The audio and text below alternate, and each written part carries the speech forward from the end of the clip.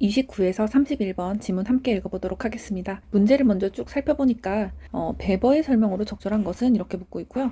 기억으로 적절하지 않은 것은, 기억이 뭐지? 베버가 말하는 거, 영국 문제에 관한 베버의 설명 방식. 지문도 3초 한번 쭈르륵 훑어보니까 베버는 이렇게 얘기하면서 지금 이 지문은 베버가 무슨 말을 하는지, 베버가 주장하고자 하는 게 뭔지 거기에 초점을 맞춰서 읽어보아야겠다 라고 생각하시면 되겠습니다. 그러면 일단 문단을 끊고 시작하도록 하겠습니다. 첫 문단 독해 시작하도록 하겠습니다. 베버는 독일의 통일 민법전이 제정되자 이를 서구 근대법의 최상의 형태로 보고자 하였다. 네, 일단 중심 인물인 베버가 나오고요. 지금 베버가 무슨 말을 하는지 살펴보겠습니다. 독일의 통일 민법전이 제정되자 이 통일 민법전을 서구 근대법의 최상의 형태로 보고자 하였다 라고 했는데 굳이 민법전 뒤에다가 이렇게 한문을 써줬네요. 여기서 날카롭게 의식을 해야 할 게 뭐냐면 시험 지문은 일단 길이 제한이 있기 때문에 의미 없는 행동을 하지 않는다 이 생각을 하고요. 괄호를 써서 굳이 한자 표기를 넣어줬다라고 하는 거는 반드시 의미상의 강조를 하려고 한문을 써줬다라고 생각할 수 있는데 제가 풀어서 해설을 해드릴게요. 일단 민법이라고만 하면 넓은 개념을 의미합니다. 즉 독일의 민법, 독일의 성문법뿐만 아니라 영미법처럼 판례 중심의 체계도 포함되는 것을 민법으로 아주 넓은 개념으로 사용하고 있습니다. 따라서 굳이 이렇게 민법전 뒤에 한문으로 법전 이렇게 써줬다는 거는 지금 말하고자 하는 독일의 통일 민법전은 단순한 관습이나 판례가 아니라 성문화된 법전이야 라는 것을 알려주려고, 즉 독일 민법전은 성문법전이고 조문 중심의 체계적인 민법이야 라는 점을 강조하려고 굳이 괄호 열고 한문을 써준 거라고 해석할 수 있습니다. 네, 지문을 여러 개 많이 읽다 보면 엄청 체계적으로 쓰여져 있기 때문에 하나하나 눈치를 채서 다음 글을 예측해 나가고 글쓴이가 하고자 하는 말이 무엇인지 함께 파악해 보는데 도구가 될 수가 있습니다. 계속 읽어보겠습니다. 독일의 통일 민법전이 제정되자, 그런 성문화된 성문법이 제정되자 이를 서구 근대법의 최상의 형태로 보고자 하였다. 여기서도 알 수 있는 게 최상의 형태가 민법이 최상의 형태라는 게 아니라 성문법이라는 게 최상의 형태다. 즉 성문법이 아닌 불문법, 성문법이 반대되는 게 불문법이죠. 판례에 근거한 영미법 같은 것들은 최상의 형태가 아닌데 이렇게 체계적이고 논리적인 성문법, 조문 중심의 성문법은 최상의 형태로 볼 수 있다라고 하는 것을 이 첫 문단의 첫 문장 한 줄만 가지고도 핵심을 뽑아낼 수 있습니다. 사실 그리고 지금 읽은 이 한 줄이 지문 전체의 핵심 내용을 포괄하고 있다고 봐도 충분합니다. 그냥 쉽게 읽으면 그래 민법전이 제정되자 최상의 형태로 보고자 하였다 하면 아무 의미 없이 눈에 바르고만 넘어가 버리면 뒤에서도 계속 무슨 말을 얘가 하고 있는 건지 파악하려고 신경을 계속 날카롭게 세워야 되는데, 지금 첫 문장에서 베버는 성문법을 서구 근대법의 최상의 형태로 보고자 하였다, 불문법은 최상의 형태가 아니라고 보았다라는 거를 뽑아낼 수 있으니까 첫 문단의 중요성에 대해서 한 번 더 말씀드리겠습니다. 그의 관심은, 베버의 관심은 서구 근대법과 자본주의의 친화 관계를 밝히는 데 있었다. 서구 근대법과 자본주의 간에는 친화 관계가 있구나. 서구 근대법이 자본주의에 영향을 미치는지, 아니면 자본주의가 근대법에 영향을 미치는지, 아니면 둘이 서로 좋은 관계를 상호 순환적으로 영향을 끼치는 관계인지는 알 수 없으나 지금부터 친화 관계를 우리도 집중해서 봐야겠다라는 것을 알 수가 있고요. 조금 더 나아가면 뭐뭐 되자, 뭐뭐이 제정되자. 자, 여기서 한번 조금만 더 나아가 볼게요. 민법전, 즉 성문법이 제정이 되자 이것을 근대법의 최상의 형태로 보고자 하였죠. 즉 이것을 서구 근대법의 최상의 형태로 보고자 하였고, 이와 자본주의 간의 관계를 밝히자라는 게 첫 문단의 핵심 내용이었습니다. 네, 그러면 이 내용을 가지고 두 번째 문단도 함께 읽어보도록 하겠습니다. 베버는 자본가의 관심이 서구 근대법의 추진력으로 작용하였다고 하였다. 네, 여기서 제가 어디에 표시를 할까요? 네, 추진력입니다. 네, 제가 순서나 단계를 나타내는 표현은 꼭 순서나 단계를 체크하자, 파블로프의 개처럼 반응하자라고 말씀을 드렸었는데요. 여기를 살펴보면 자본가의 관심이 서구 근대법의 추진력으로 작용하였다라고 하면 이 추진력이라는 단어를 통해서 순서를 저희가 예측할 수 있습니다. 자본가의 관심이 먼저 있고 그 다음에 이게 추진력으로 작용을 해서 서구 근대법이 더 성장하고 발달하는데 추진력으로 작용이 된 거구나 라고 순서를 뽑아낼 수가 있겠고요. 이런 순서가 뽑히는 거는 앞으로 나아가는데도 핵심적인 내용이고 선지화될 가능성이 높기 때문에 꼭 표시를 해주시기 바랍니다. 계속 읽어보겠습니다. 근대 자본주의의 기업은 계산 가능성을 전제로 하며, 이런 표현이 많이 네요. 무엇을 전제로 한다 라는 표현도 리트가 되게 좋아하는 표현이고, 계산 가능성이 있어야, 계산 가능성을 전제로 해야 근대 자본주의 기업은 이게 뒤에 나오는 행동과 요구를 하게 되는 거거든요. 따라서 이 또한 계산 가능성을 전제로, 계산 가능성을 필수 요소로 가지고 있다라는 것을 꼭 기억해 주시기 바랍니다. 마치 기계의 작동처럼 확정적이고 일반적인 규범에 의하여 그 작용을 합리적으로 예측할 수 있는 법체계와 행정체계를 요구한다. 네, 여기까지 한번 볼게요. 무엇을 요구한다라고 했습니다. 누가? 근대 자본주의 기업은 계산 가능성을 전제로 하며 마치 기계의 작동처럼 확정적이고 일반적인 규범에 의하여 그 작용을 합리적으로 예측할 수 있는 법체계와 행정체계를 요구한다라고 했습니다. 지금 두 번째 문단의 첫 번째 문장과 되게 구조가 상응하는 것을 볼 수 있는데요. 첫 번째 문장을 한번 살펴보면 자본가의 관심이 서구 근대법의 추진력으로 작용을 하였다라고 했죠. 두 번째 문장을 보면 근대 자본주의 기업이 이러한 확정적이고 일반적인 규범에 의해서 합리적으로 예측할 수 있는 법체계와 행정체계를 요구한다라고 하고 있습니다. 즉, 첫 문장에서 자본가의 관심이 법을 발달시키고 성장시킬 수 있는 추진력을 작용한 것처럼 근대 자본주의 기업이 법체계와 행정체계, 즉 서구 근대법의 성장과 발달을 요구했다, 추진력으로 작용하였다라고 해서 같은 문장 구조가 반복되고 있는 것을 알 수 있습니다. 계속 지금 몇 지문 안 했지만 언어 이해 지문이 가지고 있는 특징이 계속 규칙적으로 보이는 것을 알 수 있는데요. 위에서 잡힌 구조가 밑에서 반복해서 쓰인다라는 거, 그리고 그냥 쓰이는 문장이나 한문이 없다라는 것도 꼭 기억해 주세요. 또한 정치적인 측면에서는 제가 항상 뭐뭐에서라는 거에 꼭 표시를 하자고 말씀을 드렸었죠. 정치적인 측면에서는 이라고 나오는 걸 모아서 지금까지 나온 것은 경제적인 측면인데 밑에서는 정치적인 측면이 나오나 보다. 이렇게 병렬적으로 구성되어 있는 거 보니까 뭔가 문장 구조도 병렬적으로 동일하게 쓰일 것 같다. 그래야지 잘 만든 지문이니까요. 계속 확인한다는 생각을 가지고 읽어보도록 하겠습니다. 정치적인 측면에서는 절대주의 국가의 확대된 행정 업무를 처리하기 위한 군주의 행정기술적인 관심과 등장을 촉진하였다. 네, 저희가 생각했던 게 맞았네요. 촉진하였다라고 해서 또 순서와 단계를 알 수 있는 단어가 나왔습니다. 절대주의 국가의 확대된 행정 업무를 처리하기 위한 군주의 행정기술적인 관심과 관료 행정의 공리적 합리주의가 서구 근대법의 등장을 촉진시켰다라고 해서 첫 번째, 두 번째 순서를 알 수가 있겠죠. 네, 똑같은 색깔로 표시를 해볼게요. 위에서는 자본과의 관심이라고 했었는데 밑에서는 군주의 행정기술적인 관심이네요. 왜냐하면 정치적인 측면이니까. 또 이것 또한 공통적으로 서구 근대법의 등장을 촉진하였다, 추진력으로 작동했다라고 해서 같은 문장 구조가 또 사용되고 있습니다. 베버는 특히 관료제에 주목하면서, 베버가 주목하자고 하니까 저희도 같이 주목을 할게요. 관료제에 주목하면서 관료제는 그 내적인 필요성에서 행정의 합리적인 수단을 창출하게 되고, 창출이란 단어 나왔습니다. 창출도 순서를 나타내는 단어이기 때문에 꼭 이렇게 표시를 하셔야 됩니다. A가 B를 창출하다라고 한다면, A가 B를 창출한다라고 하면 아래와 같이 A에서 B가 나온다라는 순서와 단계를 알 수가 있겠죠. 관료제가 그 내적인 필요성이 있어서 행정의 합리적인 수단을 창출하게 되고 그 결과로 새로운 법이 요구된다라고 지적하였다고 했습니다. 내적인 필요성이라는 것은 즉 행정기술적인 관심이 생겼다라는 거고, 서구 근대법의 등장을 촉진하였다, 이 말은 새로운 법이 요구된다라고 지적하였다와 동일한 내용입니다. 즉 이 문단에서는 추진력, 전제, 뭐뭐를 요구한다, 촉진하다, 창출하다 라는 단어를 통해서 이렇게 순서와 단계를 알 수 있는 힌트로 작용을 했고요. 그리고 첫 문장에서 자본과의 관심이 서구 근대법의 추진력으로 작용했다, 이 문장 구조가 이 문단 전체에 반복적으로 4번이나 사용되는 것을 확인해 볼 수 있었습니다. 네, 그러면 세 번째 문단 함께 읽어보도록 하겠습니다. 정치적, 경제적 요인 이외에 서구 근대법의 등장에 중대한 역할을 한 것으로, 정치적, 경제적 요인, 지금 위에서 정치적, 경제적 얘기를 했었죠.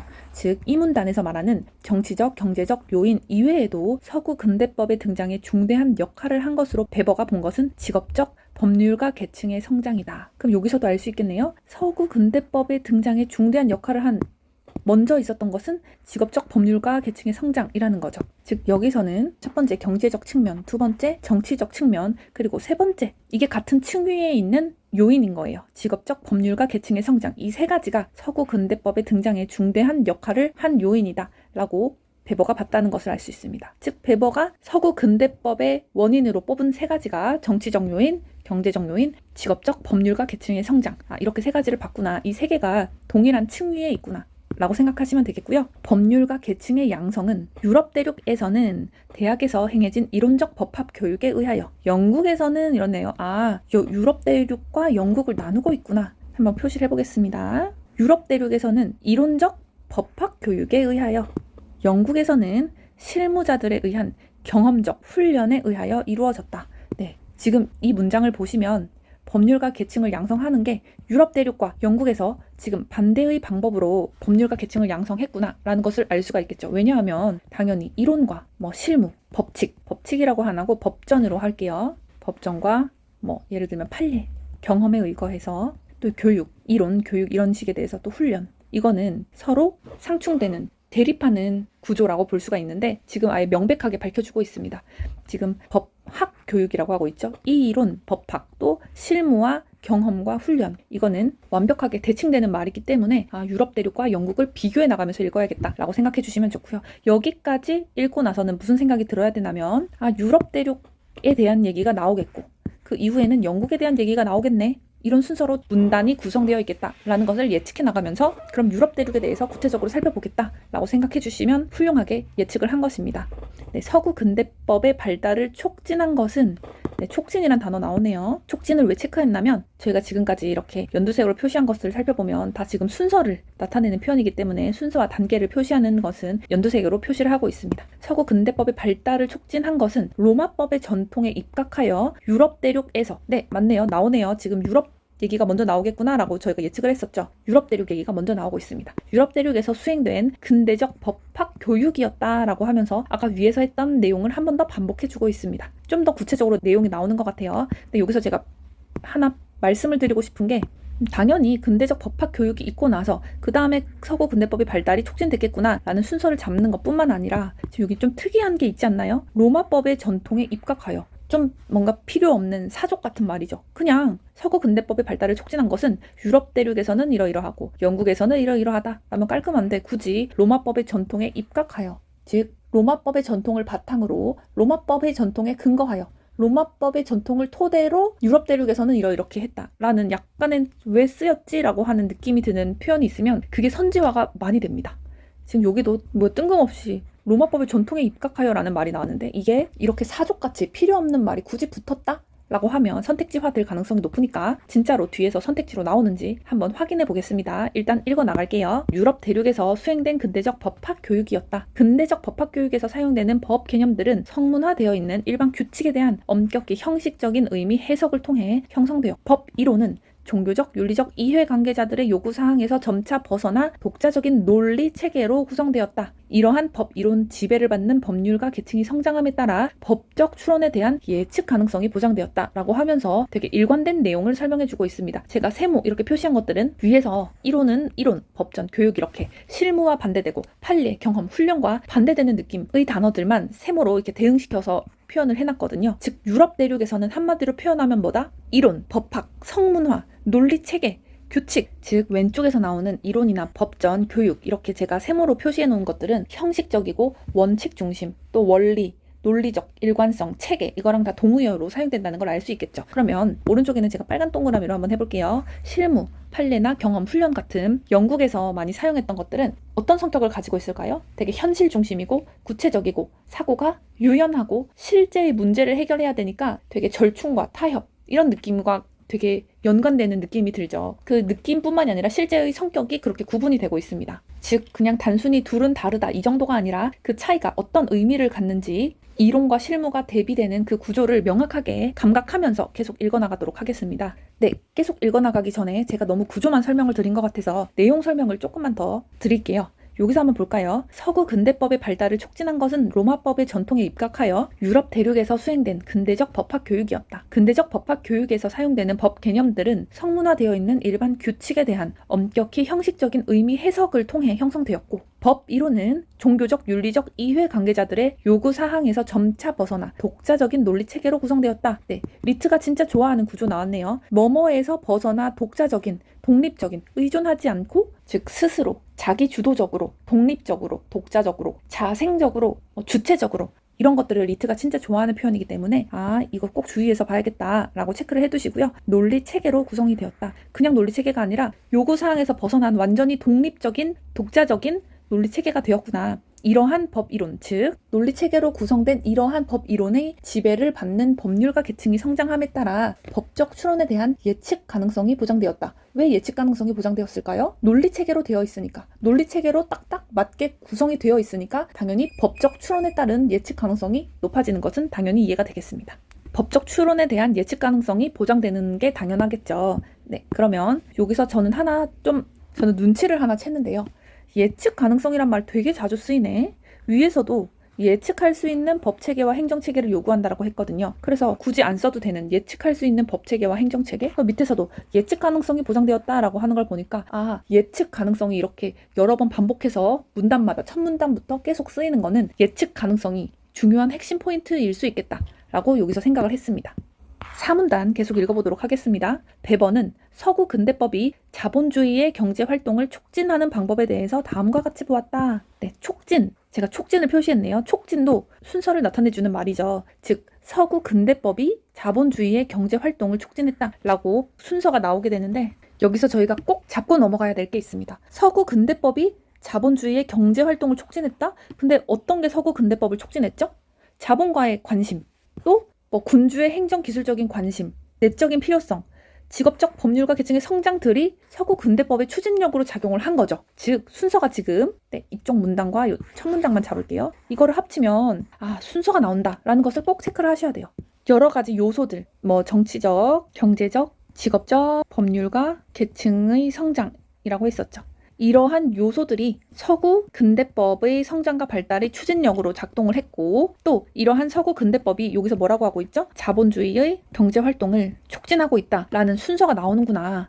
네, 이거를 여기서 반드시 깨달으셔야 됩니다. 그냥 줄줄줄 읽고 눈에서 발라서 왔다 갔다 하면서 푸는 게 아니라 위에서 이렇게 순서를 계속 잡았던 이유가 이렇게 전체적인 지문 전체에서 하나의 순서로 뽑힐 수가 있기 때문에 꼭 의식하시고 읽어주셔야 됩니다. 계속 읽어나가면서 이 순서가 어떻게 다음 나오는 문장에서 사용이 되는지 한번 확인해 본다는 식으로 읽어볼게요. 첫째, 뭘 첫째였죠?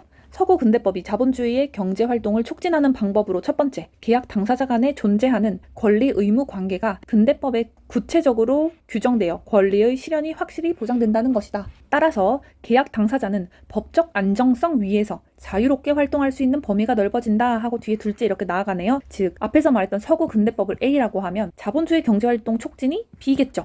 즉 근대법에 구체적으로 규정되어 있어서 서구 근대법이 구체적으로 규정이 되어 있으니까 권리의 실현도 확실히 보장이 되고 따라서 다시 한번 말하면 법적 안정성이 있으니까 그 위에서 자유롭게 계약 당사자가 활동을 할 수 있다는 거죠. 자본주의의 경제활동이 촉진되는 구체적인 모습입니다. 네, 일반적인 내용을 뒤에서 구체적으로 표현을 해주고 있네요. 둘째, 경제활동의 결과에 대한 예측 가능성. 역시 예상했던 게 맞았습니다. 계속 쓰이니까 뭔가 이거 문제가 될 것 같다는 거죠. 예측 가능성, 경제활동의 결과에 대한 예측 가능성을 증대시키는 새로운 법적 수단이 제공됨으로써 자본주의의 발달에 기여한다. 네, 예측 가능성을 증대시키는 새로운 법적 수단, 즉 A가 나옴으로써 B의 발달에 기여한다는 것입니다. 또 이것도 일반적인 얘기를 하고 뒤에서 구체적인 얘기를 하려나 봅니다. 예를 들어 법인과 같은 법 개념의 도입으로 A로 인해서 개인의 책임의 한계가 명확히 규정되어 개인의 경제활동 영역을 크게 확장할 수 있도록 해주었다라고 하면서 일반 구체의 항을 가지고 이 문단이 구성이 되었던 것을 확인해 볼 수 있었습니다. 여기서 예측 가능성이 계속 나오는데 계속 나오는 이유가 있을 거란 말이죠. 아까 전에 지금까지 읽었던 것 중에서 제일 중요한 것은 오른쪽에 나왔던 순서였죠. 그러면 이거 순서적 측면에서 한번 살펴볼까요? 예측할 수 있는 법체계와 행정체계라는 것은 법체계와 행정체계가 있다면 앞으로 다음 나오는 작용을 예측할 수 있다는 거죠. 즉 밑에도 한번 볼게요. 법적 추론에 대한 예측 가능성은 서구 근대법이 제정이 되면 그 법으로 인해서 추론을 하고 예측 가능성이 보장되기 때문에 서구 근대법의 발달이 더욱더 촉진되었다는 거죠. 밑에서도 예측 가능성을 증대시키는 법적 수단, 즉 법적 수단이 먼저 있고 이 법적 수단, 즉 법의 추론에 의해서 예측 가능성이 높아지니까 이로 인해서 자본주의 발달도 기여한다라고 했습니다. 위에서 저희 잊지 말아야 할 것 한번 볼까요? 지금 베버의 관심은 뭐라고 했죠? 근대법과 자본주의의 친화 관계를 밝히는 게 베버의 관심이자 저희가 이 지문을 읽고 있는데 잊어서는 안 되는 표지판이에요. 즉 밑에서 보면 새로운 법적 수단이 제공되면서 자본주의 발달에 기여한다. 베버의 관심이었던 서구 근대법과 자본주의의 친화 관계가 이거였구나. 서구 근대법이 자본주의의 발달에 기여하는 친화 관계를 가지고 있었구나 라고 여기서 맞다 이렇게 깨달으셔야 됩니다. 지금 그러면 순서를 여기서 예측 가능성을 어디에 넣어볼 수 있을까요? 서구 근대법이 발달이 되고 이 사이에 서구 근대법의 법적 추론을 통해서 예측 가능성이 높아지게 되고 이 예측 가능성이 높아지면서 자본주의의 경제 활동이 발달되는 이러한 친화 관계, 근대법과 자본주의의 친화 관계가 있었구나. 그리고 반복해서 쓰이는 예측할 수 있다라는 표현은 이 사이의 순서로 넣어줄 수가 있겠다라는 것을 저희가 깨달을 수 있겠습니다. 지금까지 읽었던 것을 총 망라하면 이렇게 표현해 볼 수가 있겠네요. 계속 읽어보도록 하겠습니다. 자본주의와 서구 근대법의 관계에 관한 베버의 설명에서 벗어난 것으로 보이는 사례가 이른바 영국 문제이다. 지금 뭐뭐에서 벗어나다라는 거 중요하다고 했었죠. 지금까지 말했던 자본주의와 서구 근대법 간의 관계, 친화 관계에 관한 베버의 설명에서 지금까지 설명했던 베버의 설명과 벗어난 것으로 보이는 사례가 영국 문제네. 지금 두 문단이 남았는데 원래 지문의 뒤로 갈수록 중요한 것들이 많이 나오거든요. 그래서 지금까지 얘기했던 것과 다른 영국 문제에 대해서 집중해서 살펴봐야겠다라고 하면서 읽어보도록 하겠습니다. 영국의 보통법은 이 영국의 보통법이라는 것은 베버의 설명에서 벗어나는 예시겠죠. 즉 베버가 말하는 서구 근대법의 특성을 갖추지 못한 특이한 사례, 이것을 영국의 보통법을 하나 가져왔습니다. 이러한 보통법은 베버가 말하는 서구 근대법의 특성을 갖추지 못했기 때문이다. 네, 그렇죠. 보통법은 구체적 판례에 기초한 경험적 정의를 추구하는 불문법 체계로 논리적이지도 않고 추상적이지도 않았다. 그럼에도 불구하고 서구 자본주의는 영국에서 가장 먼저 시작되고 가장 발달했다. 이 점에 대해서 베버는 영국의 법률가 계층이 그들의 고객인 자본가들의 이익에 봉사하고 있으며 이들 중에서 판사는 엄격히 선례에 구속되어 있었기 때문에 그의 판결 결과는 예측 가능성을 가지고 있다라고 설명하였다. 네, 지금까지 쓰였던 구조가 되게 많이 쓰이기 때문에 꼼꼼하게 이 문단을 살펴보도록 하겠습니다. 굉장히 중요하거든요. 일단 제가 빨간색 동그라미를 친 게 위에서 저희가 이론과 실물을 이렇게 대립해서 두고 반대의 성격을 가지고 있다라고 미리 설명을 드렸었죠. 네, 지금 그 부분이 나온 겁니다. 베버가 말했던 서구 근대법의 특성은 이렇게 이론, 법전, 교육 이런 단어들이 들어가는 형식적이고도 성문화되어 있고 논리적이고 체계적인 특성을 가지고 있었는데 영국의 보통법은 이러한 베버의 설명에서 벗어나서 실무, 판례, 경험, 불문법, 논리적이지도 않고 추상적이지도 않은 이런 특징을 가진다라고 비교해주고 있습니다. 아까 전에 또 한번 말씀을 드렸었는데 저희가 얘기했었죠. 유럽 대륙이 나오고 영국이 나오는 걸 보니까 유럽 대륙에 대한 설명이 나오고 뒤에서 영국에 대해서 나오겠구나 라고 예측했는데 여기서 나왔습니다. 영국 문제에서 나왔네요. 네, 그리고 여기서도 저희가 중요하게 봤던 예측 가능성이라는 단어가 나왔습니다. 그의 판결 결과는 예측 가능성을 가지고 있다고 설명했습니다. 그런데 아까 보면 저희가 뭐라고 했죠? 예측 가능성이 여기에 나오는데 이 예측 가능성은 서구 근대법, 이렇게 형식화된 법전에 성문화된 논리적인 체계적인 서구 근대법의 법적 출원에 의해서 예측 가능성이 보장이 되고 이로 인해서 자본주의가 발달한다고 했잖아요. 그런데 영국을 보면 예측 가능성을 가지고 있긴 한데 지금까지 말한 서구 근대법의 특성이 아니에요. 경험이고 불문법이고 그냥 선례를 보고 판단을 하는 그런 훈련에 의한 반대적인 특성을 가지고도 예측 가능성이 발생을 한다는 거죠. 조금만 더 읽어볼게요. 그럼에도 불구하고 언어 얘가 좋아하는 표현입니다. 서구 자본주의는 영국에서 가장 먼저 시작되고 발달했다. 자본주의와의 관계성까지 나오네요. 즉 서구 근대법에 의해서 예측 가능성이 높아져서 자본주의 경제 활동이 자본주의가 발달했다라고 한 게 지금까지의 베버의 논리였는데 갑자기 영국 문제를 보니까 서구 근대법이란 게 없어. 그냥 불문법인데 갑자기 다른 데서 예측 가능성이 높아져서 심지어 자본주의는 제일 많이 발달했다는 거죠. 여기서 좀 베버의 논리가 깨지게 됩니다. 지금까지 베버가 했던 논리들이 틀려지는 거죠. 근대법의 특징을 막 말하고 통일 민법전이 서구 근대법의 최상의 형태로 보아서 자본주의 경제 활동의 원인이었는데 이게 아니라 다른 곳 X라는 다른 변수가 들어와서 예측 가능성을 높이고 이게 자본주의 경제 활동을 이끌었다라고 하니까 지금 여기까지 읽으면 베버가 한 말이 다 틀렸네. 베버의 이론이 깨졌네. 생각이 되실 겁니다. 자본주의는 영국에서 가장 먼저 시작되고 가장 발달했다. 이 점에 대해서 베버는 내가 틀렸어라고 말을 할까? 라고 생각을 하면서 읽어나가시면 되겠죠? 영국의 법률가 계층이 그들의 고객인 자본가들의 이익에 봉사하고 있으며 이들 중에서 판사는 엄격히 선례에 구속되어 있었기 때문에 그의 판결 결과는 예측 가능성을 있다라고 설명했다. 그래 영국 사회의 특성, 이 사회적인 분위기나 사회적인 그 사법부의 체계로 인해서 예측 가능성을 가지게 됐다라고 하고 있습니다. 요컨대 영국의 보통법이 체계적인 과학성을 결여하고 있었다는 것은 분명한 사실이다. 그렇죠. 그냥 경험적으로 판단해버리고 법전도 없어. 심지어 불문법 체계인 거예요. 경험적으로 판단을 해버리니까 체계성과는 멀다라고 하니까 맞는 말입니다. 또한 베버 당시의 독일이 경제적으로 영국에 뒤떨어진 사회였음을 부정할 수도 없다. 그렇죠. 지금 위에서 했던 얘기를 계속 얘기해주고 있네요. 따라서 뭐라고 할까? 영국 문제에 대한 베버의 논의가 암시하는 것은 자본주의의 발전에 필요한 정도의 법적 예측 가능성은 법의 체계화뿐만 아니라 다른 방식 X라는 다른 방식에 의해서도 실현될 수 있다라고 하면서 베버가 말하는 거예요. 자신의 논리 구조에는 변함이 없으나 변수 X라는 방식을 통해서도 할 수 있다라고 하면서 자신의 큰 틀은 변하지 않고 단지 영국이라는 특이한 사례로 봤을 때 다른 방법으로도 예측 가능성을 높이면 이게 자본주의와 친화적인 관계를 설명할 수 있다. 라고 얘기를 하고 있습니다. 서구 근대법의 발달이 자본주의의 발달을 가져오는 유일한 변수라는 게 아니죠. 즉 예측 가능성은 항상 어떠한 요소에서든 예측 가능성은 반드시 들어갑니다. 영국 문제에 대한 베버의 논의가 암시하는 것은 자본주의의 발전에 필요한 정도의 법적 예측 가능성은 법의 체계화, 즉 성문화뿐만 아니라 다른 방식, 이렇게 영국의 방식, 불문화된 판례에 의한 방식에 의해서도 실현될 수 있다 라고 얘기를 하고 있습니다. 첫 번째 문단에서 베버는 성문법이 제정이 되자 이것을 서구 근대법의 최상의 형태로 보고 이를 통해서 서구 근대법과 자본주의 친화 관계를 밝히려고 했다라는 이 첫 번째 문단이 어디서 마무리가 되죠? 그래, 법적 예측 가능성은 법의 체계화로 인해서 법의 예측 가능성이 생기고 자본주의가 발달하는 것뿐만이 아니라 다른 방식에 의해서도 법적 예측 가능성은 생기고 법적 예측 가능성을 통해서 자본주의는 발달한다 라고 하면서 완결성 있게 마지막 문단으로 끝나고 있습니다. 그래서 지금까지 마지막 문단에서 뭔가 베버의 생각이 다 틀렸다, 너의 논리 구조는 깨졌다 라고 할 줄 알았는데 베버가 말하는 거죠. 내 논리 구조는 변함이 없는데 변수가 하나 추가됐을 뿐이다 라고 얘기를 하고 있습니다. 문제를 한번 풀어보도록 하겠습니다. 서구 근대법과 자본주의의 관계에 대한 베버의 설명으로 적절한 것은, 이런 문제가 당연히 나올 줄 알았죠. 왜냐하면 첫 문단에서 이 얘기를 하고 있었고 이 문단에 대해서 얘기를 해보자, 친화관계를 밝혀보자 라고 하면서 마무리까지도 정답에 대해서 얘기를 하고 있기 때문에 이 문제가 1번으로 잘 나왔습니다. 1번, 영국의 자본주의 발전은 불문법 체계의 유연성에서 비롯되었다? 이렇게 볼 수 있을까요? 지금 밑에 그림을 봤을 때 영국이 아닌 독일, 유럽 같은 경우에는 예측 가능성이 서구 근대법에서 파생되어서 예측 가능성이 높아졌지만 영국은 불문법에서 예측 가능성이 높아져서 자본주의가 발달한 거야 라고 나온 문장은 없었습니다. 그렇게 보실 수는 없고요. 2번, 자본주의 기업은 구체적이고 경험적인 정의에 입각한 법체계를 요구하였다. 네, 자본주의가 법체계를 요구한 거는 저희가 순서상으로 뽑았었죠.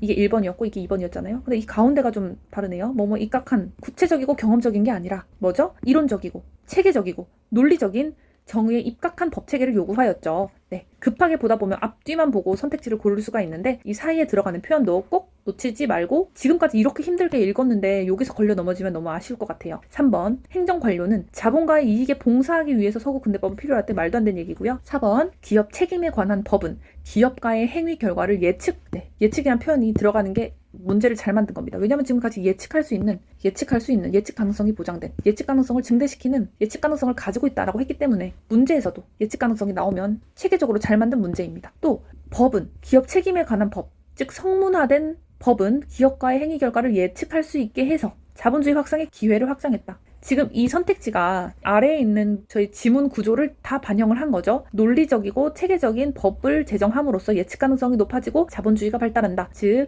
논리적이고 체계적인 법을 제정함으로써 예측 가능성이 높아지고 이에 따라 자본주의의 경제활동, 즉 자본주의가 발달한다 라는 구조와 정확히 일맥상통한 선택지였습니다. 정답은 4번입니다. 5번, 서구 근대법은 경제적 계약관계와 법적 권리 의무 관계를 분리시킴으로써 말도 안 되는 얘기죠. 30번, 기억으로 적절하지 않은 것은입니다. 기억을 한번 볼게요. 베버가 말하는 서구 근대법의 특성, 즉 저희가 세모라고 이렇게 표시를 했던 특성을 적절하지 않은 것은이네요. 그러면 동그라미를 묻겠죠. 실무와 판례, 경험, 훈련과 같은 불문법, 체계, 논리적이지도 않고 추상적이지도 않은 것을 골라라 라는 거죠. 한번 보겠습니다. 1번, 법적 추론의 결과를 예상할 수 있게 한다. 네, 예측 가능성이 증대된다. 맞고요. 2번, 윤리 규범을 이용한 추론 체계를 갖는다. 살짝 갸우뚱할 수 있습니다. 논리적인 추론 체계를 갖는 것은 맞는데 윤리 규범을 이용한? 이런 말은 없었어요. 이렇게 정확하게 지문에 표현되지 않은 것을 사용해서 정답을 구성하면 반드시 걸러내야 합니다. 때에서 생각하는 거랑 처음 보는 단어를 넣어서 처음 등장을 시켜서 이렇게 헷갈리게 만드는 것들 다 구분을 하셔야 됩니다. 3번, 추상적인 법 개념이 사용되고 있다. 네, 맞죠. 여기서도 추상적이지도 않고 라고 하는 것으로 보아 서구 근대법의 특성은 추상적이다 라고 하실 수가 있습니다. 4번, 로마법의 영향을 받았다. 네, 저는 이게 나올 거라고 생각을 했습니다. 왜냐하면 아까 왼쪽에 있었네요. 로마법의 전통에 입각하여 유럽 대륙에서 수행된 근대적 법학 교육은 이렇게 나아가니까